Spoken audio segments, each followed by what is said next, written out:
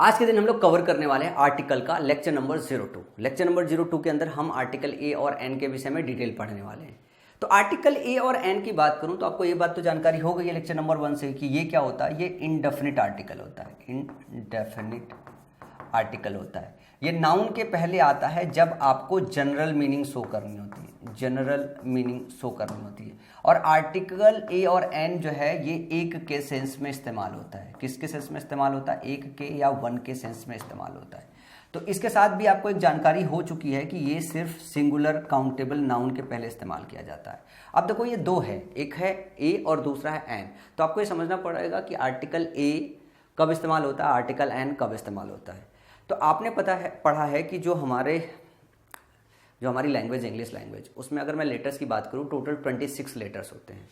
Total 26 letters होते हैं। और अगर मैं 26 लेटर्स की बात करूं तो एक जानकारी तो आपको और भी है कि इसमें से जो 5 होते हैं वो होते हैं वॉवेल, और बाकी के जो होते हैं 21 वो होते हैं कॉन्सोनेंट। कॉन्सोनेंट। अब ये जो 5 वॉवेल होते हैं इनकी जानकारी हमको बचपन से है। ए, ई, आई, ओ, यू, ये 5 होते हैं। बाकी जो रेस्ट होते हैं वो सारे के सारे कॉन्सोनेंट होते हैं।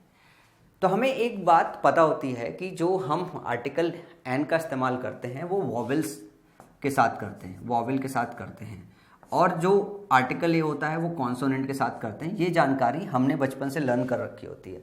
थोड़ा स्मार्ट किड होता है तो उसको एक बात ये पता होता है कि ये पूरी तरीके से सच नहीं है। ये आधा अधूरा बात है कि अगर ए, ई, आई, ओ, यू आया तो मैन इस्तेमाल करते हैं, और रेस्ट कॉन्सोनेंट आया तो हम आर्टिकल ए का इस्तेमाल करते हैं।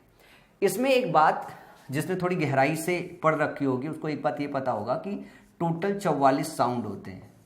टोटल 44 साउंड होते हैं। इसमें क्या होता है कि साउंड दो अलग तरीके का होता है। साउंड ऐसा होता है कि एक होता है वॉवेल साउंड और एक होता है कॉन्सोनेंट साउंड। वॉवेल साउंड और एक होता है कॉन्सोनेंट साउंड। कॉन्सोनेंट साउंड, ये दो तरीके का साउंड होता है। एक वॉवेल साउंड होता है, कॉन्सोनेंट साउंड होता है। इस रूल को समझने के लिए सबसे सही जो तरीका है वो ये तरीका है कि हिंदी में अगर साउंड आ से लेके आह तक, आ से लेके आह तक अगर आता है तो हम उसे वॉवेल साउंड मानते हैं, और अगर ये जो साउंड है वो क से लेके ग तक आता है तो हम उसे कॉन्सोनेंट साउंड मानते हैं। तो ये साउंड के हिसाब से पूरा का पूरा काम चलता है। हिंदी साउंड के हिसाब से काम चलता है। तो ये आपको याद रखना पड़ेगा कि आ से आह तक अगर साउंड आएगा तो वॉवेल साउंड लेंगे, और क से ग तक आएगा तो कॉन्सोनेंट साउंड लेंगे। इसी हिसाब से ये रूल को थोड़ा सा मॉडिफाई कर लो। रूल ऐसे मॉडिफाई कर लो कि आ से आह तक अगर हिंदी में साउंड आएगा तो हम क्या करेंगे? एन लगाएंगे, और अगर क से लेके ग तक अगर साउंड आएगा तो हम जो है क्या लगाएंगे? आर्टिकल ए लगाएंगे। इससे बात पूरी तरीके से क्लियर हो जाती है और कोई परेशानी नहीं होती है इनके इस्तेमाल करने में। जैसे एग्जाम्पल है, ये डायरेक्टली आपके एग्जाम में पूछे जाते हैं। जैसे मैं बात करूं एन अम्ब्रेला, अम्ब्रेला में अ आता है। क्या आता है? हिंदी में आ आता है। और अगर इंग्लिश के हिसाब से भी देखें तो इसमें यू है, ए, ई, आई, ओ, यू के हिसाब से तो एन इस्तेमाल किया है। जबकि यूनिवर्सिटी दिया है, यू वैसे इंग्लिश के हिसाब से क्या है? यू वैसे इंग्लिश के हिसाब से वॉवेल साउंड है। हिंदी के हिसाब से आप इसको यू लिखते हो, यू लिखते हो।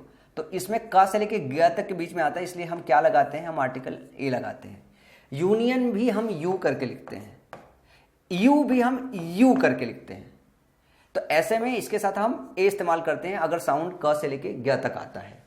ए 1 रुपी नोट, ए 1 रुपी नोट, जब 1 लिखते हो तो वह स्टार्ट होता है, तो क से के बीच से, मतलब क से ग के बीच में ये वाला साउंड है, इसीलिए आप ए लगाते हो।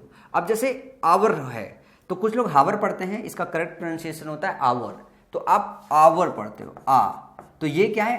अ से लेके आह के बीच में साउंड है। तो एच वैसे अंग्रेजी के हिसाब से कॉन्सोनेंट साउंड है, लेकिन हिंदी के हिसाब से अ से आह के बीच में पड़ता है, इसलिए आप इसके साथ क्या इस्तेमाल करते हो? एन का इस्तेमाल करते हो। जैसे इसको एयर पढ़ते हैं, हेयर नहीं एयर पढ़ते हैं, ए आ से आह के बीच में साउंड आता है, इसी वजह से इसके साथ एन लगाते हैं। जैसे ऑनेस्ट मैन है तो ये ऑ पढ़ते हो, ऑनेस्ट मैन। ऑनेस्ट होने की वजह से इसका जो साउंड आता है वो आ से आह के बीच में आता है, इसीलिए हम इसके साथ एन का इस्तेमाल करते हैं। जैसे मैं आगे बात करूं इसी साउंड को लेके तो कुछ एब्रीविएशन होते हैं। जैसे मैं बोलूं एमएलए एमपी, तो इसको एमएलए पढ़ते हो ना, एम, एमपी, एम, तो आ से आहा के बीच का साउंड आ रहा है, इसीलिए इनके साथ आप क्या एब्रीविएशन के साथ लगाते हो, एब्रीविएशन के साथ एन लगाते हो, डिपेंड करता है आ से आहा के बीच में। ये गोल्डन रूल है, अगर आपको ये याद है आ से आहा के बीच में साउंड आएगा तो आप एन लगाओगे, क से गया के बीच में आएगा तो आप ए लगाओगे, तो एक भी क्वेश्चन गलत नहीं होगा। He is an IAS officer, I have an x ray machine, X, इसको एक्स करते हो ना, X. I have been waiting for an hour, Ram is an honest person, he lost an FIR, he is an SDO, she is an LLB। तो ये L ऐसे पढ़ते हो, तो आ से आहा के बीच में साउंड है। He is an heir to the throne, ये एयर है, इस वजह से आप क्या कर रहे हो, ए साउंड आता है तो आ से लेके आहा के बीच में आ रहा है।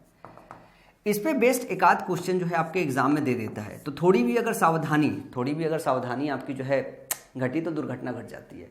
तो ये बातें आपको याद रहेंगी, बहुत छोटी छोटी बातें हैं, आपको खाली गो थ्रू करना है ताकि आपको चीज़ें वापस से रिकॉल हो जाए। ये थोड़े से और चार्ट्स हैं जिसको आप पढ़ के देख सकते हो, क्योंकि सडनली अगर आपके एग्जामिनेशन में कोई अगर ऐसा शब्द आ जाता है जिसका प्रोनाउंसिएशन आपको नहीं पता है, तो फिर आ से आहा और क से गया तक कैसे निकालोगे। प्रोनाउंसिएशन तो पता होना चाहिए ना, अगर प्रोनाउंसिएशन ही नहीं पता है तो फिर दिक्कत हो जाएगी ना एग्जामिनेशन में। तो ये जो चीज़ें होती है वो तैयारी के दौरान थोड़ी प्रैक्टिस करके जानी होती है। इतने सारे शब्दों को अगर कर लोगे तो बात हो जाती है, जैसे एन आवर हो गया, एन ऑनर हो गया, एन ऑनरेबल पर्सन हो गया, एन ऑनेस्ट मैन हो गया, एन एयर हो गया, ए हाउस हो गया, एन ऑनरोरियम हो गया, ए हिस्टोरिकल मोनूमेंट हो गया, ए यंग मैन हो गया, ए यू हो गया, एन ईगल हो गया, ए यूरोपियन हो गया, ए यूनिवर्सिटी हो गया, ए यूनिट हो गया, ए यूनियन हो गया, एन अम्ब्रेला हो गया, ए न्यू प्लानट हो गया, यूजफुल बुक हो गया, ईयर हो गया, 1 रुपी नोट हो गया, 1 आइड मैन हो गया, एन ऑरेंज हो गया, एन FO हो गया, एन फॉरेस्ट ऑफिसर हो गया। अच्छा, यहाँ एक और बात ध्यान रखिएगा कि जैसे एक बात तो ये आपने समझ लिया है कि जो आर्टिकल होता है, अगर एग्जेक्टिव और एडवर्ब, एग्जेक्टिव प्लस नाउन हो, या फिर ऐसा हो सकता है कि article plus adverb plus adjective और प्लस नाउन हो, तो जो साउंड लेते हो ए या फिर एन का, ए या फिर एन का जो साउंड लेते हो किसके हिसाब से लेते हो, नाउन के हिसाब से, एग्जेक्टिव के हिसाब से, एडवर्ब के हिसाब से। ये बात बड़ी सावधानी रखने वाली है। साउंड हमेशा जो है इसके बाजू वाले शब्द का लेना होता है, नाउन का नहीं लेना होता है। ये ध्यान रखना होता है कि अगर मैं यहाँ पे देखूँ, जैसे ए यूनिक प्लानट, ए यहाँ पे जो हमने साउंड लिया है यू लिया है, ये प्लानट का नहीं लिया है। ए यूजफुल बुक लिया है, ये यूजफुल इसका साउंड लिया है, इसका साउंड नहीं लिया है। ए 1 रुपी नोट, ये 1 यहां से हमने लिया है, यहां से नोट से नहीं लिया है, ध्यान रखिएगा। तो जो आर्टिकल के बाजू वाला शब्द होता है, चाहे वो एडवर्ब हो, चाहे वो एग्जेक्टिव हो, चाहे वो नाउन हो, आर्टिकल के जस्ट बाद वाला जो शब्द आया ना, उसका साउंड लेके ए और एन का इस्तेमाल करते हो। तो ये बहुत छोटी छोटी बातें हैं जो आपको ऑलरेडी पता है, ये बस आपके लिए एक रिविजन टाइप का है। अब देखो यहां से बात चालू होती है जो रूल वाइज आपको याद रखनी है। ये छोटी छोटी बातें हैं जो आपको ध्यान रखनी है।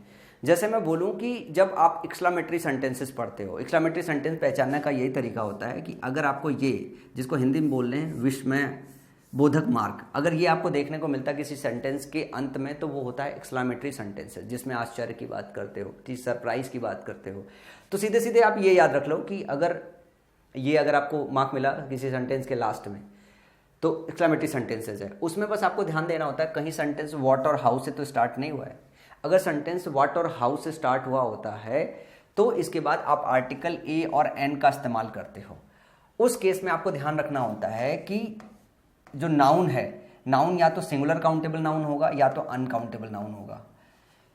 तो आप बोलोगे कि सर इसमें नया क्या बात है? नया बात है, अगर आप बेसिक डेफिनेशन याद करो तो बेसिक डेफिनेशन में हमने आपको क्या बताया? बेसिक डेफिनेशन में हमने आपको बताया कि जो आर्टिकल है वो अनकाउंटेबल नाउन के पहले नहीं इस्तेमाल होते। आर्टिकल ए और एन अनकाउंटेबल नाउन के पहले इस्तेमाल नहीं होते।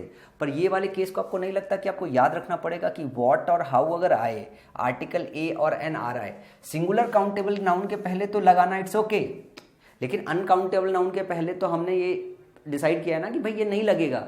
लेकिन ये ऐसा केस है जहां पे आपको ये सावधानी बरतनी है कि एक्सक्लामेटरी सेंटेंस आया, अनकाउंटेबल नाउन है, सेंटेंस स्टार्ट हुआ है व्हाट से या फिर हाउ से स्टार्ट हुआ है, ऐसे केस में आप फिर भी आर्टिकल ए या फिर एन का इस्तेमाल करेंगे। डिपेंड करता है कि अनकाउंटेबल नाउन का प्रोनाउंसिएशन कैसे स्टार्ट हो रहा है, आ से आहा के बीच में या क से लेके गा के बीच में। एग्जाम्पल देखिएगा जरा, व्हाट ए ग्रांड बिल्डिंग।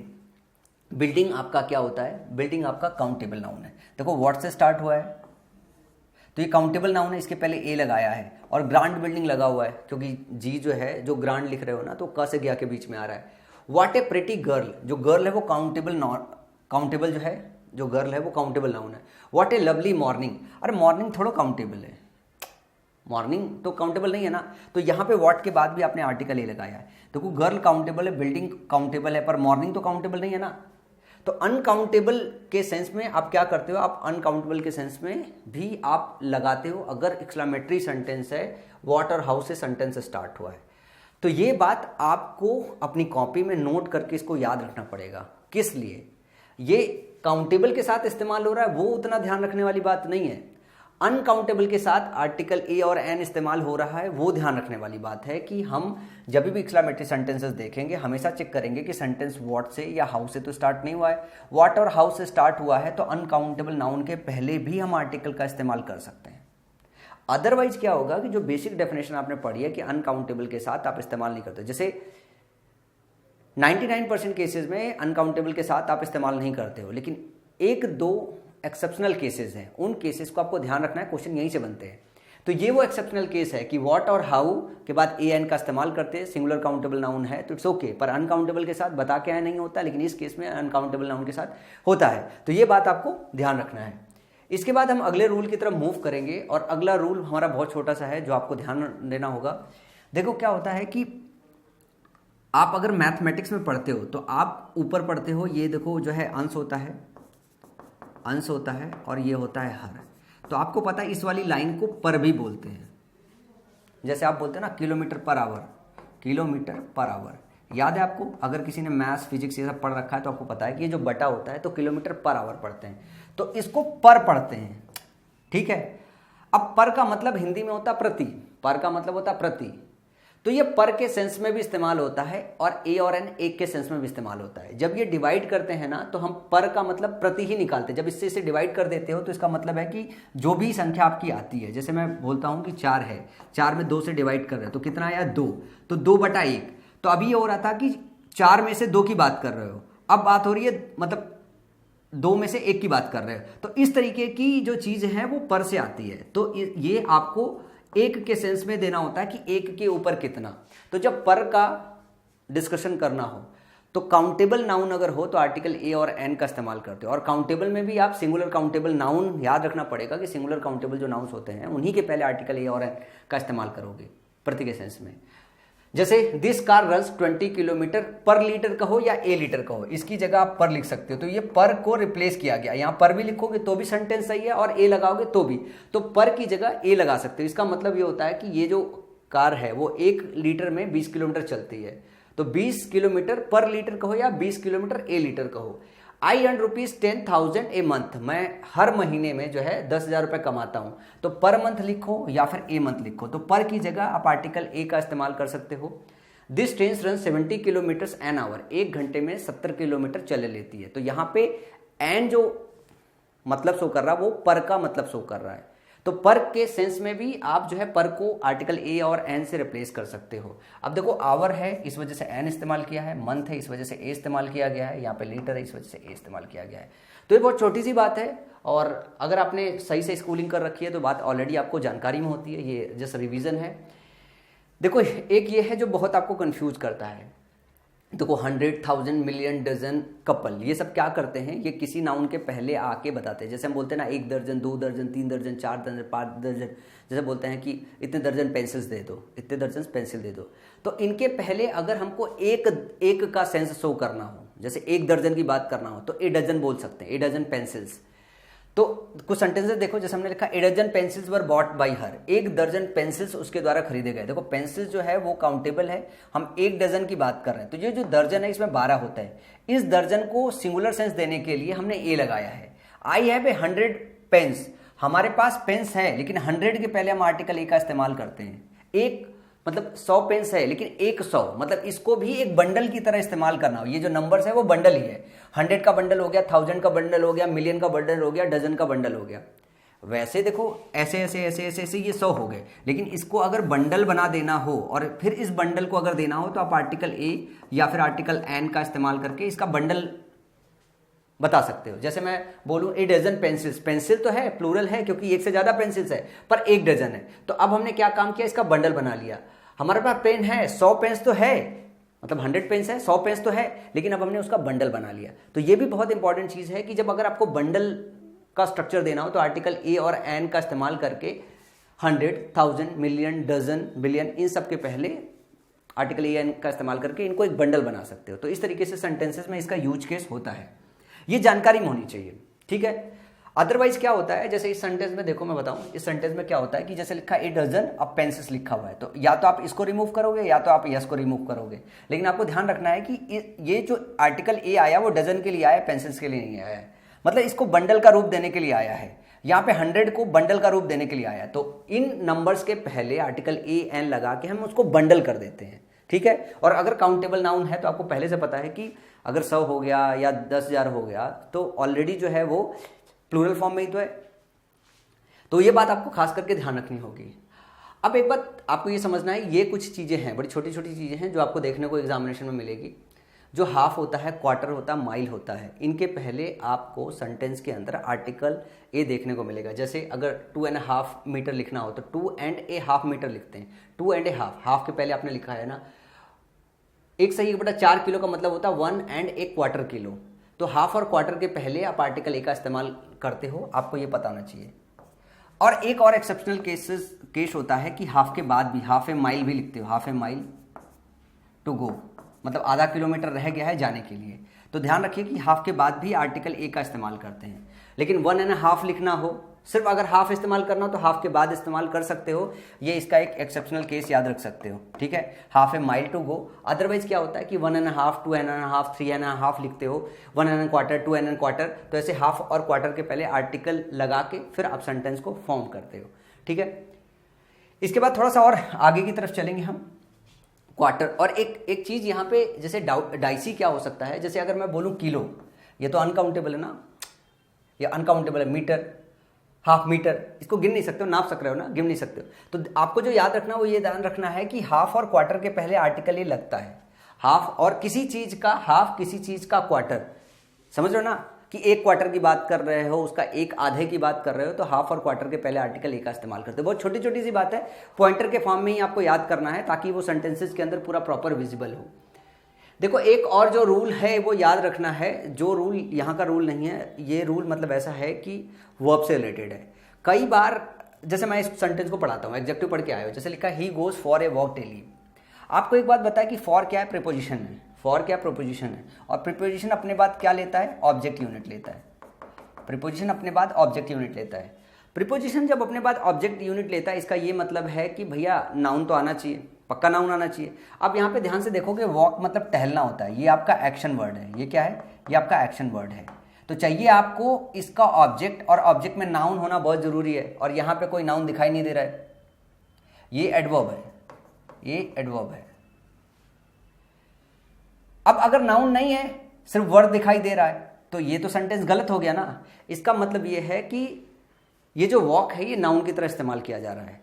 तो फंडा क्या है कि कोई भी जो वर्ब होती है इसको आप नाउन की तरह इस्तेमाल कर सकते हो अगर इसके पहले आप क्या करो, आर्टिकल जोड़ दो। इसके पहले अगर आप आर्टिकल ए और एन जोड़ दो तो इसका नाउन वर्जन बन जाता है। तो यहाँ पे जो ए वॉक लिखा है ना, ये ए वॉक, यहाँ पे वर्ब है ही नहीं है। ये क्या है, यहाँ पे ये जो टोटल यूनिट है ये यहाँ पे नाउन की तरह काम कर रही है। तो वर्ब को अगर नाउन में कन्वर्ट करना है तो आर्टिकल ए और एन इस्तेमाल करके उसका नाउन वर्जन कन्वर्ट कर सकते हो। जैसे he has gone for a ride, अब ये पता कैसे चलेगा ये नाउन है, ये नाउन हमें इसी तरीके से पता कर चल रहा है ना कि भैया ये प्रीपोजिशन है। प्रीपोजिशन हमेशा अपने बाद ऑब्जेक्ट यूनिट लगता है। अब जैसे ये विथ है, ये इसके बाद हमेशा अपना यूनिट लेगा, तो कजिन हो गया आपका नाउन, ये हो गया पॉजेसिव एग्जेक्टिव। तो इस प्रीपोजिशन का भी अपना ऑब्जेक्ट होना चाहिए। यहाँ राइड लिखा है, राइड लिखना है, राइड मतलब चलाना, तो ए राइड इसी वजह से लिखा गया, आर्टिकल लिखा गया। अब ये यहाँ पे वर्ब नहीं है, अब यहाँ पे क्या है, नाउन है। तो मतलब कंसेप्ट क्या है, कंसेप्ट ये है कि वर्ब को अगर नाउन की तरह इस्तेमाल करना, नाउन के प्लेस में इस्तेमाल करना हो तो उसको जो है आपको क्या करना पड़ेगा, उसके पहले आपको आर्टिकल लगाना पड़ेगा। मैं यहाँ पे एक और बात सिखा देता हूँ आपको कि देखो वर्ब को नाउन की तरह इस्तेमाल करना हो तो इसके दो और तरीके होते हैं। वर्ब को अगर नाउन की तरह इस्तेमाल करना हो तो आप इसमें आईएनजी जोड़ दो। क्या जोड़ दो, आईएनजी जोड़ दो। ये क्या बन जाता है, ये जिरंड बन जाता है। और ये जिरंड जो पढ़ोगे वो आप एक चैप्टर है एडवांस वर्ब, उसी में पढ़ोगे। तो जिरंड का काम क्या होता है, सेमी वर्ब का और सेमी नाउन का, सेमी नाउन का। और दूसरा काम क्या है कि वर्ब को जो है वो 2+V1 फॉर्म लगा दो। तो ये काम भी करता है सेमी वर्ब का, सेमी वर्ब का और सेमी नाउन का, सेमी नाउन का। ये दोनों जो चीज़ है वो एडवांस वर्ब में अभी पढ़ोगे इनके डिटेल में जाके। और तीसरा तरीका है कि आर्टिकल ए और एन लगा के फिर वर्ब लगा दो, फिर वर्ब लगा दो, वर्ब की V1 फॉर्म लगा दो, तो ये क्या बन जाता है, ये नाउन बन जाता है। तो ये तीन के तीनों क्या होते हैं, वर्ब की ING फॉर्म 2+V1 और ए और एन के साथ वर्ब का यूज जो होता है, ये सारे के सारे नाउन बन जाते हैं। तो एक छोटा सा तरीका है जो आपको पता है। I had a long talk, अब हैड आपने लगाई वर्ब, वर्ब के बाद आपको ऑब्जेक्ट चाहिए। ऑब्जेक्ट में देखो ये हो गया, फिर लॉन्ग हो गया, टॉक हो गया। तो ये जो टॉक है ये वर्ब है, लॉन्ग इसका मॉडिफायर है। तो ए लॉन्ग टॉक, समझ रहे हो ना। तो आर्टिकल ए इसी वजह से लगाना पड़ा क्योंकि इस वर्ब को नाउन की तरह इस्तेमाल करना है। आई वॉन्ट टू हैव, अब हैव के बाद वर्ब अपना ऑब्जेक्ट लेता है और ऑब्जेक्ट में क्या चाहिए, आपको नाउन चाहिए, कम से कम में एक नाउन तो चाहिए, मुख्य वर्ड तो चाहिए। तो जो ड्रिंक है ये वर्ब है, वर्ब के पहले आर्टिकल लगा दिया। अभी किस तरीके से काम कर रहा है, ये काम कर रहा है नाउन की तरह। तो ये छोटा सा रूल याद रख सकते हैं, जहां पे एक साथ इसे याद रख ले कि वर्ब को नाउन की तरह इस्तेमाल करना हो तो वर्ब की ING फॉर्म होना चाहिए, 2+V1 फॉर्म होना चाहिए, या फिर आगे थोड़ा गहराई में इसको चलोगे तो V1 फॉर्म भी इस्तेमाल होता है, लेकिन वो बात हम वहीं पे करेंगे। और आर्टिकल ए और एन के बाद वर्ब भी लगाया जाता है। तो किसी सेंटेंस में अगर आप वर्ब के पहले आर्टिकल देखो तो देख तो लो कि कहीं वो नाउन की जरूरत तो नहीं है, अदरवाइज पता चला कि आपने सेंटेंस ही गलत कर दिया। तो ये बात आपको ध्यान रखना, ये भी बहुत छोटा और बहुत इंपॉर्टेंट रूल है जो आपको ध्यान रखने की जरूरत है। उसके बाद हम लोग थोड़ा सा और आगे चलेंगे, थोड़ा सा और आगे चलेंगे, और इसमें हम एक छोटे छोटे कुछ कीवर्ड्स है, जैसे मेनी, रेदर, क्वाइट, सच। ठीक है, अगर किसी सेंटेंस के अंदर मेनी, रेदर, क्वाइट, सच जैसे वर्ड्स देखने को मिलते हैं तो इनके बाद आप आर्टिकल ए का या फिर एन का इस्तेमाल करते हो। डिपेंड करता है कि जो आपका सिंगुलर काउंटेबल नाउन आया है वो सिंगुलर काउंटेबल नाउन कैसा है। जैसे मेनी ए बॉय, अब सेंटेंस के अंदर मेनी आया तो मेनी के बाद आप ए लगा सकते हो। It is rather a pity, it is a rather a pity. और इस वाले केस में भी याद रखो कि सिंगुलर काउंटेबल नाउन या अनकाउंटेबल नाउन भी हो सकता है, अनकाउंटेबल नाउन भी हो सकता है। अब ये रूल याद रखने की इसीलिए जरूरत है कि अनकाउंटेबल नाउन के साथ आप इस्तेमाल नहीं करते हो, लेकिन एक केस इसके पहले मिला जब व्हाट और हाउ के साथ अगर एक्सक्लेमेटरी सेंटेंस बन रहा है तो अनकाउंटेबल नाउन के पहले आप इस्तेमाल कर सकते हो। तो कुछ वर्ड्स ये भी आपको याद रखना पड़ेगा कि मेनी, रेदर, क्वाइट, सच, ये अगर किसी सेंटेंस में आते हैं और अगर सिंगुलर काउंटेबल नाउन या अनकाउंटेबल नाउन है तो ऐसे केस में आर्टिकल ए और एन का इस्तेमाल कर सकते हो। जैसे it is a rather a pity, rather के बाद ए आया है तो यहाँ पे पिटी, पिटी का मतलब दया होता है, ये अनकाउंटेबल नाउन होता है, तो आर्टिकल ए का इस्तेमाल किया आपने। It was quite an impossible task, task देखो सिंगुलर काउंटेबल नाउन होता है, क्वाइट के बाद आपने एन लगा रखा है। और ध्यान रखिए कि ये जो है एग्जेक्टिव है, तो ये टी के हिसाब से एन नहीं आया, आई के हिसाब से एन आया है। मैंने आपको बताया कि आर्टिकल के जो इमीडिएट बाद शब्द होता है उस शब्द के प्रोनाउंसिएशन के हिसाब से फिर ए या फिर एन का इस्तेमाल करते हैं। It was such A foolish decision, decision क्या है, सिंगुलर काउंटेबल नाउन है, फुलिश डिसीजन है, तो यहाँ पे आपने आर्टिकल लगाया है क्योंकि सच का इस्तेमाल किया है। तो कुछ ये चार शब्द आपको याद रखना पड़ेगा, मेनी, रेदर, क्वाइट, सच। तो मैंने जब अपने समय तैयार किया था तो मैं इसको ऐसे याद रख के बैठा हुआ था, मेनी है, रेदर है, क्वाइट है, सच है। तो मैं ये पूरा इस तरीके से फ्रेज बना गया, मेनी है, क्वाइट है, रेदर है, सच है, मेनी है, क्वाइट है, रेदर है, सच है। तो मतलब एक तरीका होता है, मेरा अपना याद करने का तरीका था, रट्टा मारने का आपका अपना तरीका हो सकता है, सेंटेंस में प्रैक्टिस कर करके, लेकिन ये भूल जाता है। मतलब थोड़े समय के बाद क्या होगा, अगर रेगुलर रिवीजन नहीं करोगे ना तो ये भूल जाएगा। तो मैं एक्चुअली बहुत रिवाइज करता रहता था जब मैं तैयारी कर रहा था, तो मेनी है, रदर है, क्वाइट है, सच है, इस तरीके से मैं हमेशा इसे पढ़ता रहता था, तो मुझे हमेशा ये चीज़ ध्यान था। अब ये वाला रूल और एक दूसरा रूल मैं हमेशा साथ में कंबाइन करके पढ़ता था कि व्हाट और हाउ के बाद अगर एक्सक्लेमेटरी मार्क देखने को मिला तो अनकाउंटेबल नाउन के पहले भी हम लगाएंगे, अदरवाइज कहीं पे भी अनकाउंटेबल नाउन के साथ अगर हमें मिलता है तो हम नहीं लगा पाएंगे। तो इस तरीके से छोटे छोटे जो पॉइंटर्स हैं ना वो ध्यान रखने पड़ते हैं। तो कुछ छोटे छोटे रूल हैं जो डायरेक्टली आपके एग्जामिनेशन में पूछे जाते हैं और जो आपको ध्यान रखने की जरूरत है। इसके बाद एक चीज आपको समझना है, एक कैटेगरी और फॉल करेगी जो बहुत ज्यादा, मतलब पीछे जो छोटे छोटे पॉइंटर्स बता रहे हैं वहां से एग्जामिनेशन में क्वेश्चन उठते हैं, लेकिन ये दो पॉइंटर्स है बहुत ज्यादा आपके एग्जामिनेशन में क्वेश्चन आते हैं। सबसे ज्यादा आर्टिकल का क्वेश्चन यहीं पे आता है और ये भी आपको बहुत रट्टा मारना पड़ेगा, इसमें समझाने जैसी कोई चीज ही नहीं है। जैसे क्या होता है, कुछ फ्रेजेज होते हैं, कुछ फ्रेजेज होते हैं जिसको हम फिक्स फ्रेजेज बोलते हैं। तो ये दो तरीके के फ्रेजेज होते हैं। एक फ्रेजेज ऐसे होते हैं जिसमें आर्टिकल होता है और एक ऐसे फ्रेजेज होते हैं जिसमें आर्टिकल नहीं होता है। ये दोनों कैटेगरी आपको याद करनी पड़ेगी। जैसे मैं यहाँ पे बताता हूँ, जैसे लिखा है ना, in a fix, in a hurry, in a nutshell, make a noise, make a fool, keep a secret, as a rule, at a stone's throw, a short while ago, at a loss, take a fancy to, take an interest in, take a liking, a pity, tell a lie. ये सारे के सारे phrases आपको याद रखने पड़ेंगे। इनकी खास बात क्या है, जरा ध्यान से देखिए। आर्टिकल ए है, आर्टिकल ए है, आर्टिकल ए है, आर्टिकल ए है, आर्टिकल ए है, आर्टिकल ए है, आर्टिकल ए है, एट ए स्टोन्स थ्रो लिखा है, आर्टिकल ए है, ए शॉर्ट वाइल एगो लिखा है, एट ए लॉस लिखा हुआ है, टेक ए फैंसी टू लिखा हुआ है, टेक एन इंटरेस्ट इन लिखा है, टेक ए लाइकिंग लिखा है, पीटी लिखा है, टेल ए लाई लिखा है। अब आपके एग्जामिनेशन में आता कैसे है, टेल ए लाई लिख के नहीं आता, ये गायब कर देगा, यहां से ये गायब कर देगा। टेक फैंसी टू लिख के आ जाएगा, टेक इंटरेस्ट इन आ जाएगा, ये एन यहां से गायब कर देगा। कीप सीक्रेट आ जाएगा, कीप ए सीक्रेट फ्रेज नहीं आएगा। एज रूल आ जाएगा, ए यहां से गायब कर देगा।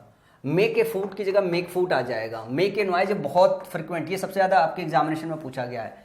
इन नटसेल दे देगा, ये गायब कर देगा। इन हरी दे देगा, ए गायब कर देगा। इन फिक्स दे देगा, ए गायब कर देगा। सॉरी।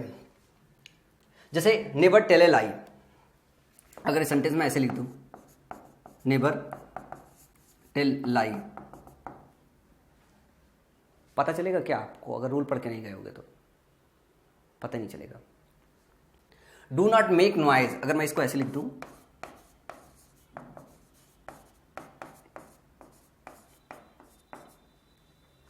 पता चलेगा? अब देखो इस सेंटेंस में जरा, अगर मैं 12 इंचेस मेक ए फूड की जगह मेक फूड लिख दूं तो एग्जामिनेशन में आपको पता चलेगा क्या? नहीं। इसके लिए आपको ये फ्रेजेस याद रखना पड़ेगा। अब जो दूसरी कैटेगरी है ना, इस कैटेगरी को जरा ध्यान से देखो कि कुछ फ्रेजेस हैं, जैसे लिखा हुआ है टू लूज हार्ट। अगर मैं ऐसे एग्जामिनेशन के अंदर लिख दूं, to lose a heart, to set a food, to give an ear, at a home, last but not a least, to catch a fire, in a hand, set on a fire, buy a car, buy a bus, at a last, buy a mistake, in a danger, to take a heart। तो आपको क्या लगता है examination आपको पता चलेगा? नहीं। तो ध्यान रखना है कि ये वाली जो फ्रेज की कैटेगरी है, इसके अंदर आर्टिकल नहीं आता है, और इसके पहले वाले जो फ्रेज की कैटेगरी है उसके अंदर आता है। मैं आपको इसमें से बता देता हूं कि कौन कौन सा जो फ्रेज है जो बहुत फ्रिक्वेंटली आपके एग्जाम में पूछा गया, जो आपको याद रखना पड़ेगा। ये वाला phrase in danger, to take heart, ये वाला phrase to take a heart in a danger, इस तरीके से एग्जामिनेशन में लिख के आया था। तो ध्यान रखना है कि इन फ्रेजेस को, इन सभी फ्रेजेस को आपको याद रखना है। 2-3 बार पढ़ना पड़ेगा, रिवाइज करना पड़ेगा, तब ये फ्रेजेस याद रह पाएंगे। और आपको ये एग्जाम्पल्स भी 2-3-4 बार रिवाइज करना पड़ेगा। जैसे I am at a home की जगह आपको ध्यान रखना होगा आई एम एट होम होता है, the house was set on fire होता है, सेट ऑन ए फायर नहीं होता है। आई गो टू कॉलेज बाई ए बस नहीं होता, बाई बस होता है, बाई कार होता है। इसके बीच में आर्टिकल ये नहीं डालते हैं। The lone ship is in danger, in a danger नहीं लिखते, इन डेंजर होता है। Of the wolf, I would like to thank my publisher, my editor, and last but not the least लिख के आता है। यहाँ पे ध्यान रखिएगा कि एग्जामिनेशन में द लिख के आता है। तो last but not least, my husband, it was the first time she had set foot in the desert, set a foot in the desert नहीं, ध्यान रखिएगा।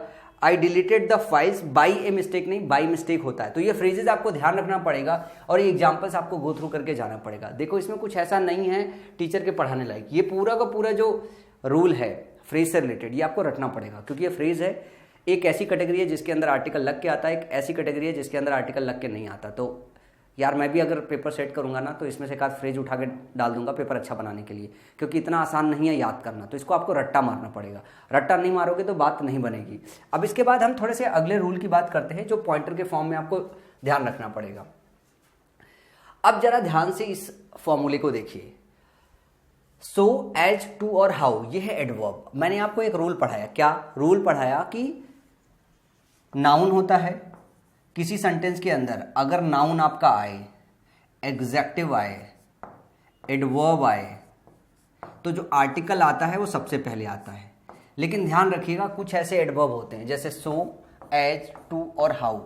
अगर ये एडवर्ब्स किसी सेंटेंस में अगर आता है तो इन सेंटेंसेस में जो आर्टिकल ये होता है वो एडवर्ब के बाद और एग्जेक्टिव के बाद मूव करा के नाउन के पहले रखते हो। एडवर्ब के बाद मूव कराओ, एग्जेक्टिव के बाद मूव कराओ, इसका मतलब है नाउन के पहले रखोगे, और ए और एन है तो नाउन आपका सिंगुलर होना चाहिए। जैसे he is too tall a boy for her to sleep. अब देखो ये जो टू है और टाल है ये बॉय के लिए आया है। टाल जो है बॉय का एग्जेक्टिव है और ये इसका जो है एडवर्ब है, और यहां पे आर्टिकल देख रहे हो, आर्टिकल नाउन के पहले रखा गया है। Munna is not so big a culprit as you think. अब यहां पे देखो कल्प्रिट क्या है, आपका नाउन है, और यहां पे ध्यान से देखो आर्टिकल इसके पहले लगाया गया है, जबकि बिग कल्प्रिट है, सो बिग कल्प्रिट है, ये एग्जेक्टिव है और ये जो है क्या है, एडवर्ब है। तो आप आर्टिकल का पोजीशन देख रहे हो, आर्टिकल का पोजीशन नाउन के पहले। ये एक ऐसा केस है जो आपको याद रखना पड़ेगा, क्योंकि जो जनरल केसेस है उस केस में क्या होता है, आर्टिकल एडवर्ब के पहले आता है। लेकिन अब अगर इनको याद नहीं रखोगे, सो को, एज को, टू को, हाउ को, तो आपको कभी ध्यान नहीं रहेगा कि आर्टिकल ए और एन का इस्तेमाल एग्जेक्टिव और नाउन के बीच में ले जाके करना है। किसी भी सेंटेंसेस को देखोगे, किसी भी सेंटेंस को देखोगे तो कभी भी आपको दिखेगा नहीं आर्टिकल ए और एन एग्जेक्टिव और नाउन के प्लेस में हो। आर्टिकल ए और एन हमेशा एग्जेक्टिव के पहले रखा जाता है। लेकिन ये वाला जो केस है, इस वाले केस में आपको आर्टिकल ए और एन को किसके बीच में रखना पड़ेगा, एग्जेक्टिव और नाउन के बीच में रखना पड़ेगा। तो आपको नहीं लगता है कि ये जो चीज है ये डायरेक्टली आपको रटना पड़ेगा, बगैर रटे हुए काम नहीं होगा आपका। तो सो, एज, टू और how plus adjective plus article a और एन, फिर नाउन रखते हैं। तो he is too tall a boy for her to slap. Munna is not so big a culprit as you think. अब यहां पे इसकी हिंदी मीनिंग से कोई मतलब नहीं है, आप फॉर्मूला याद कर रहे हो और ये फॉर्मूला आपको सेंटेंस के अंदर दिखाई देना चाहिए। हिंदी मीनिंग अगर इसकी पढ़ोगे तो ये हिंदी मीनिंग दिखाई देगा, फॉर्मूला दिखाई नहीं देगा। ये आपको फॉर्मूला दिखाई देना चाहिए कि this is the formula. Sentence के अंदर जैसे ही आपको दिखाई दे सो, एज, टू, हाउ, एग्जेक्टिव दिखाई दे, नाउन दिखाई दे, तो आर्टिकल देखो एग्जेक्टिव और नाउन के बीच में प्लेस करना। सिंपल सा फंडा, सिंपल सा रूल। ये वाला पॉइंटर याद रखना। ये वाला पॉइंटर याद रखने के बाद जो है एग्जामिनेशन में कभी भी आएगा तो आप पिक कर जाओगे। और एक और स्पेशल यहाँ पे रूल हम लिख रहे हैं, ये देखो रूल क्या है। ये वही बात बोली गई कि अनकाउंटेबल नाउन, ये नाउन के चैप्टर में पढ़ाया जाता है, आर्टिकल के चैप्टर में वापस आकर रिवाइज कराया जा रहा है आपको, और सब्जेक्ट वर्ब एग्रीमेंट चैप्टर में दोबारा ही पढ़ाया जाएगा। रूल क्या है, अनकाउंटेबल नाउन के साथ जनरल सेंस में आर्टिकल का इस्तेमाल नहीं करते हो। और अनकाउंटेबल नाउन की जो लिस्ट है ये advice, recommendation, baggage, luggage, news, permission, progress, scenery, weather, traffic, knowledge, music, wine, equipment, information, poetry, furniture, hair, business, मिस्सी, bread, stationery, crockery, postage, wastage, money, jewellery, breakage, work, evidence, ये सारा का सारा noun के chapter में आपने याद किया है, बढ़िया से तमीज से याद किया। तो इनके बाद कभी भी आपको आर्टिकल ए और एन का इस्तेमाल नहीं करना। जैसे he gave me an advice, गलत बात है, ही गेव मी एडवाइस होता है, एन एडवाइस नहीं होता, क्योंकि अनकाउंटेबल है। अनकाउंटेबल अकाउंट नहीं कर सकते हो तो आर्टिकल ए एन लगाया जाता ही है, एक बताने के लिए। I will by A furniture, I will by furniture, A furniture नहीं, और फर्नीचर्स भी नहीं लगाते हो, एडवाइसेस भी नहीं लगाते, इनका प्लूरल भी नहीं बनाते हो, इनके साथ आर्टिकल ए और एन का भी इस्तेमाल नहीं करते हो।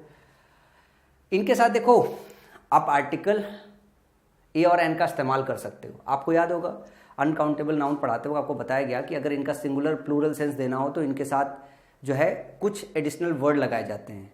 तो सिंगुलर देने के लिए अगर आप स्लाइस जैसे शब्द का, पीस जैसे शब्द का इस्तेमाल कर रहे हो तो उसका सिंगुलर प्लूरल दे सकते हो। जैसे I have a piece of information for you, I ate a slice of bread, मैंने एक स्लाइस खाया है। अब ये जो ए आया है ना वो स्लाइस के लिए आया है, स्लाइस काउंटेबल है, स्लाइस काउंटेबल है।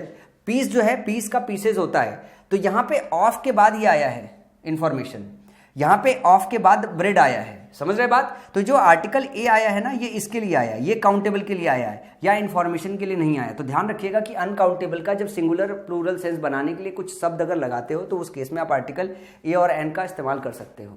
अदरवाइज आप अनकाउंटेबल के साथ कभी भी आर्टिकल ए और एन का इस्तेमाल नहीं करते हो, सिवाय दो केसेस के। दो केस आपको बताया गया है, एक तो बताया गया क्वाइट, सच, रेदर, ठीक है, और मेनी, और दूसरा था व्हाट और हाउ के बाद। व्हाट और हाउ के बाद अगर सेंटेंस मतलब व्हाट और हाउ से स्टार्ट हो तो इसके बाद लगा सकते हो, चाहे काउंटेबल हो सिंगुलर और चाहे अनकाउंटेबल हो, अगर एक्सक्लेमेटरी सेंटेंसेस हो। तो दो बातें आपको ध्यान रखनी चाहिए जुबान पे। अब एक ये बड़ा स्पेशल रूल है, ध्यान रखिएगा कि कई बार सेंटेंस में क्या आता है, what kind of, what sort of, what type of, what variety of, ये चारों के चारों शब्द ऐसे याद होने चाहिए, what kind of, what sort of, what type of, what variety of. इनके बाद ध्यान रखना है कि आर्टिकल ए और एन का इस्तेमाल नहीं करते हो। जैसे यहाँ पे देखो what kind of a boy he is, तो यहाँ पे आपको ए रिमूव करना पड़ेगा। अच्छा रिदम देखो, what kind of a boy he is आपको लग रहा है what sort of, what short of a thing that is. अगर आप इसको ऐसे लगाते हो तो आपको क्या लगता है, what short of a thing that is. तो इसके रिदम में, रिदम को देख के सेंटेंस के अंदर पहचान पाओगे कि आर्टिकल यहाँ ए नहीं लगना चाहिए, नहीं पता चलेगा। इसके लिए क्या करना होता है, आपको रट्टा मारना होता है। क्या करना होता है, रट्टा मारना होता है कि ये चार के चारों जो है, what kind of, what sort of, what type of, what variety of, इनके बाद किसी तरीके का जो है आर्टिकल इस्तेमाल नहीं करते हो। और किसी तरीके का मतलब हम आर्टिकल ए और एन की बात कर रहे हैं, ये चर्चा ही पूरे आर्टिकल ए एन पे चल रहा है। तो ना आर्टिकल ए इस्तेमाल करते हो, ना आर्टिकल एन इस्तेमाल करते हो। तो ये चार के चारों फ्रेजेज आपको याद होना चाहिए, what kind of, what sort of, what type of, what variety of, इनके बाद किसी तरीके का आर्टिकल इस्तेमाल नहीं करते हैं।